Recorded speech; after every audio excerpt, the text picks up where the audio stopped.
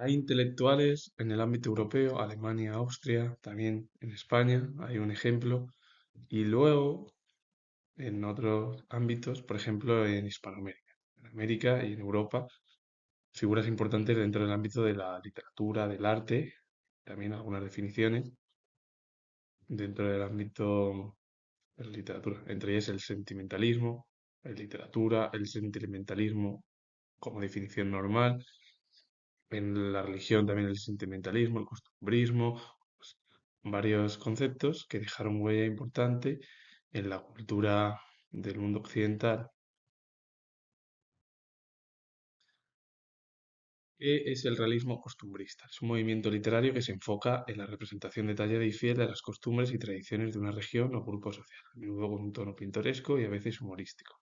El realismo costumbrista, por otro lado, es una corriente que combina la descripción objetiva y detallada de la realidad social, característica del realismo, con la atención al costumbrismo, es decir, a las costumbres y tradiciones locales. El realismo costumbrista es una especie, para resumirlo, en el ámbito de la literatura y de la cultura, es justo esa idea de explicar la realidad objetiva del realismo, pero también recoge costumbres, tradiciones de esas formas del romanticismo. Es decir, es esa unión casi del final del romanticismo con el comienzo de la propia realidad. Pedro García fue poeta español, perteneció a la vanguardia inicialmente ligado al ultraísmo. Pedro García no perteneció al realismo costumbrista y Pedro García perteneció a eh, a otra forma cultural o a las vanguardias, como fue el ultraísmo, que es lo que surgió en nuestro país durante, bueno, en 1918 y fue casi un movimiento pues, con lo que surgió en España. Pero en cambio el realismo costumbrista, para definirlo, es la unión entre la realidad y la objetividad de la propia vida que realizan los propios artistas, pero con tintes de las costumbres, tradiciones locales, que sería al final casi pinceladas del romanticismo. El sentimentalismo y sentimentalismo en literatura son conceptos muy parecidos, pero que tienen diferentes significados. Porque el sentimentalismo se refiere a una inclinación o cualidad de ser sentimental, es decir, mostrar o experimentar emociones de manera intensa y a menudo exagerada. Ser sentimental es expresar tus propias emociones de una manera exagerada. También puede referirse a la expresión de falsa o exagerada de sentimiento o a la indulgencia excesiva de ello, es decir, a llevar a cabo todo lo sentimental, todo por ello. Y en literatura y arte, el sentimentalismo se asocia con un énfasis en las emociones y sentimientos por encima de todo, o a veces en detrimento de la razón y la lógica. Es decir, lo racional, lo lógico está muy por debajo, que es lo que sucede sobre todo en el romanticismo, con respecto a lo que habla el romanticismo, los sentimientos, las emociones, la tristeza, la melancolía, la recuperación del tiempo del pasado con respecto a la ilustración, que es es lo racional, es decir, lo en la cual la ilustración se utiliza la razón, la lógica, es lo que sucede al final en la definición del sentimentalismo en literatura, que es una corriente que prioriza las emociones y sentimientos, a menudo de una manera exagerada para provocar una respuesta emocional intensa en el lector. Y se caracteriza por la exploración de temas como la melancolía, el amor, la compasión, la tristeza, a menudo utilizando la naturaleza como reflejo del estado emocional del personaje. El sentimentalismo en el ámbito literario artístico al final es dar mayor importancia a las emociones y sentimientos de una manera exagerada, e incluso para provocar una respuesta emocional intensa en el lector. ¿Qué temas utilizan?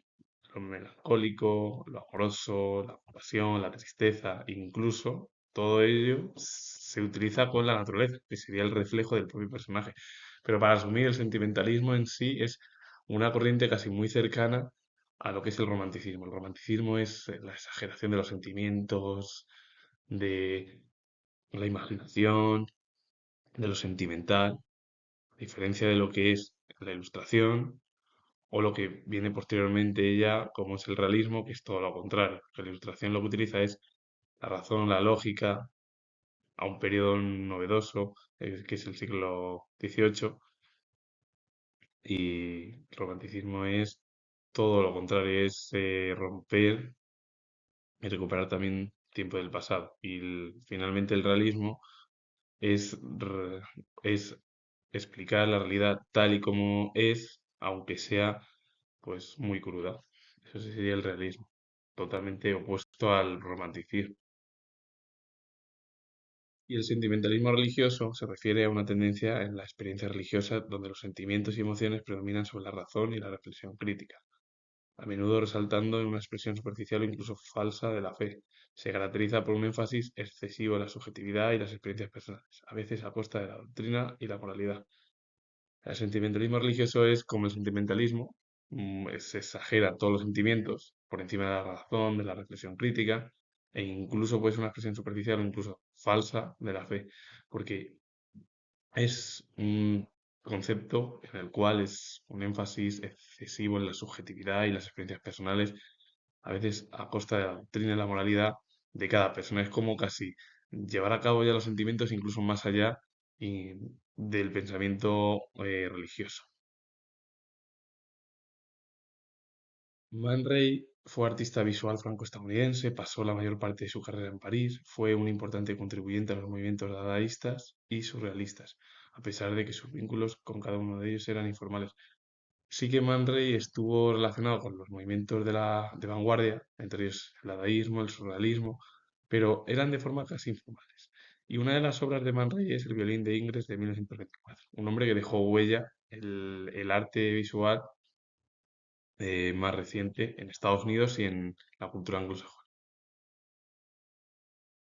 Ernst Ludwig Kirchner fue pintor alemán, uno de los representantes más importantes del expresionismo pictórico de su país, es decir, de Alemania, y fue uno de los cuatro estudiantes de la Escuela Técnica Superior de Dresde que fundaron el grupo expresionista Die Brücke en 1905. El grupo Die Brücke fue un grupo expresionista en el cual estuvo el propio Kirchner. Y una de las obras de Kirchner es Calle de Dresde de 1908. Emil Noll fue pintor alemán, uno de los más destacados pintores del expresionismo, y estuvo influido por Van Gogh, Edvard Munch, que es muy conocido, y James Edison.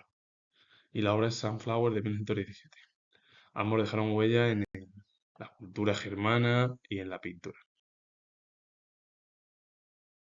Paula Modersohn-Becker fue pintora alemana pionera del movimiento expresionista en Alemania de finales del siglo XIX. La obra es el Portrait de 1907. Georg Hein fue escritor alemán, perteneció al expresionismo alemán. A lo largo de su corta vida estuvo constantemente en conflictos por las convenciones sociales. Padres que fueron miembros de la clase media guillermina tenían problemas para comprender el comportamiento rebelde de su hijo. Y es verdad que lo que se ve, muchos de los artistas que dejaron huella al final en el expresionismo vivieron un poco, pero bueno, lo que tenían los artistas, escritores, pintores, bueno, todo el ámbito de la cultura era, se cuestionaban toda la vida, es decir, y todos los problemas que surgieron en aquel momento, es verdad, que vivieron muy poco. Y otro ejemplo también de Hugo Ball, que fue poeta y autor alemán, considerado el primer fundador y una de las figuras principales del movimiento artístico antiarte que se denominó dadaísmo. Si se ve, la gran mayoría de ellos vivió muy pocos años y fueron artistas que se cuestionaron en Alemania y en otros lugares de Europa, como también en Estados Unidos y América, pues los problemas sociales que vivía el viejo continente. Karl Schwitters fue pintor, escultor, poeta, artista y diseñador gráfico alemán. Excluido del movimiento Dada berlinés, reaccionó fundando el Dada Hannover. Este movimiento se fundó sobre el apoliticismo, lo fantástico y el constructivismo. Y una de las obras es Merzbow, de 1967. Un hombre que lo excluyeron del Dada berlinés y fundó el Dada Hannover. Y el Dada Hannover, el movimiento es apoliticismo, todo lo que es fantasía, constructivismo y cosas importantes, bueno, pues en el ámbito de la cultura. El constructivismo perteneció al ámbito cultural ruso. Egon Schiele fue pintor y grabador austriaco. Fue contemporáneo y discípulo de Gustav Klimt y fue, junto con Oskar Kokoschka, el mayor representante del expresionismo austriaco. En su corta vida, pero muy agitada, produjo 340 pinturas y alrededor de 2.800 dibujos.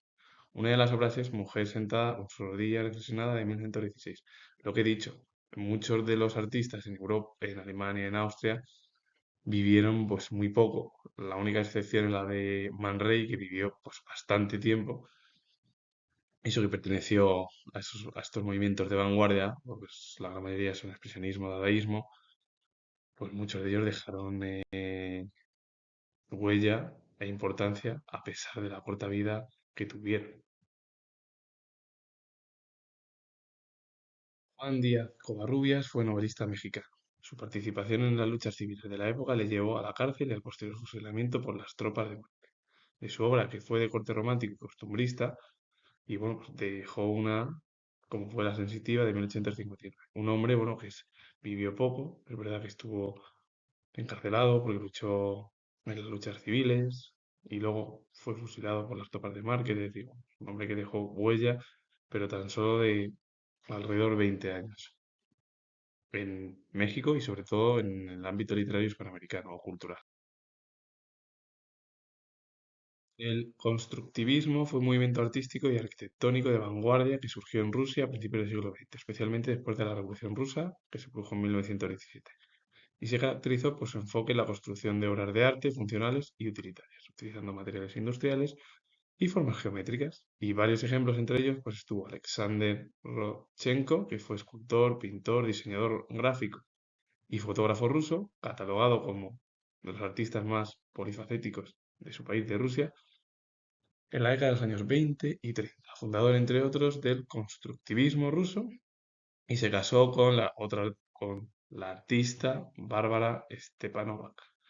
Y hay que decir que el constructivismo fue un movimiento artístico arquitectónico que surgió en Rusia a principios del siglo XX tras la Revolución Rusa de 1917 y que se caracterizó prácticamente por las obras funcionales utilitarias y utilizó materiales industriales y formas geométricas. Y está Rodochenko y su mujer Bárbara Stepanova, que fue pintora, diseñadora gráfica, de diseño textil, de escenografía y artista rusa polifacética. Y ambos dejaron huella en la cultura, mm, sobre todo de Rusia y, bueno, también, por qué no decirlo, soviética. El costumbrismo es un movimiento que se centra en la representación detallada de las costumbres, tradiciones y tipos populares de una sociedad específica, a menudo con un tono pintoresco y descriptivo. Se caracteriza por retratar escenas de la vida cotidiana, usos y costumbres sociales, a menudo con intención crítica o satírica, aunque se profundiza en análisis psicológicos o conflictos internos.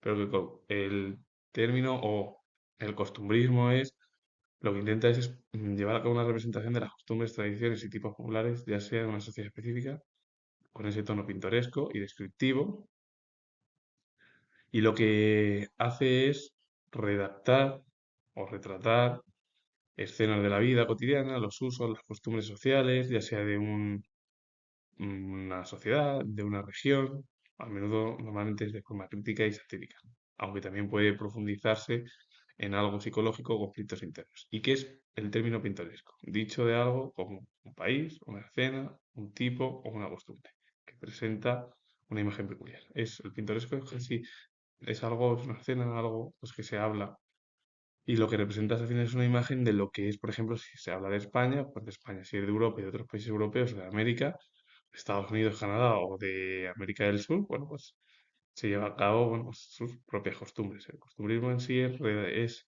redactar las costumbres, tradiciones y tipos populares de una sociedad específica, de una región y cómo está estructurada.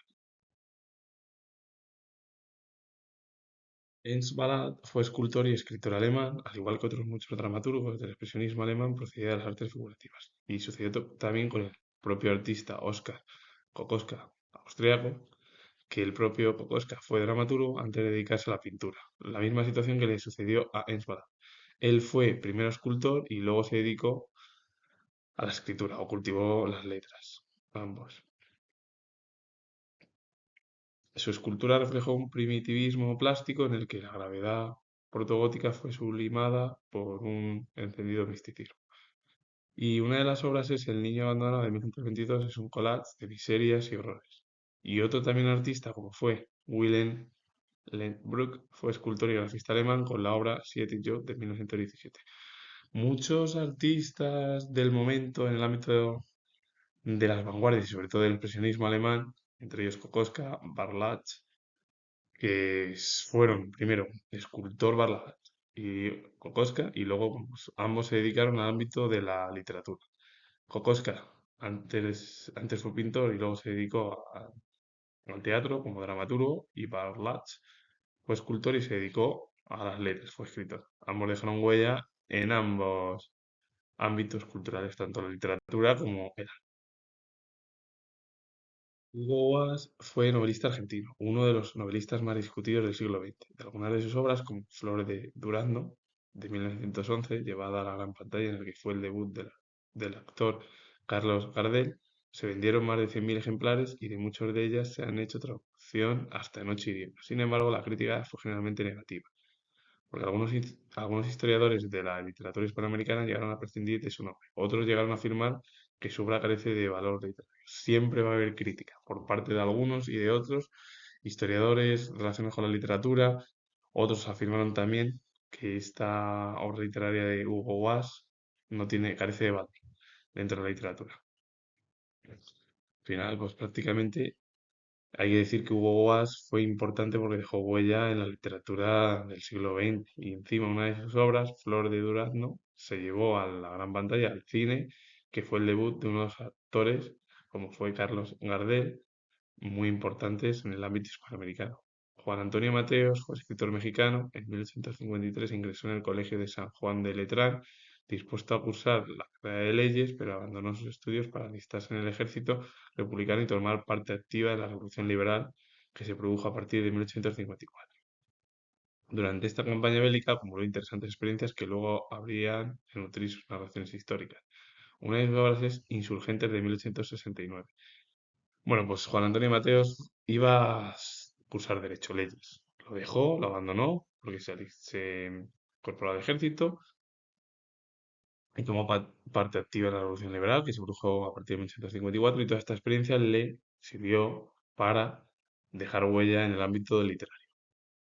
Con ello finalizo. Comentar que soy historiador y me ha gustado este vídeo relacionado con conceptos e intelectuales en el ámbito de la cultura en América y en Europa. Darle a like, suscribiros, comentar y vuelvo a repetir que soy historiador, y nos vemos en el próximo vídeo.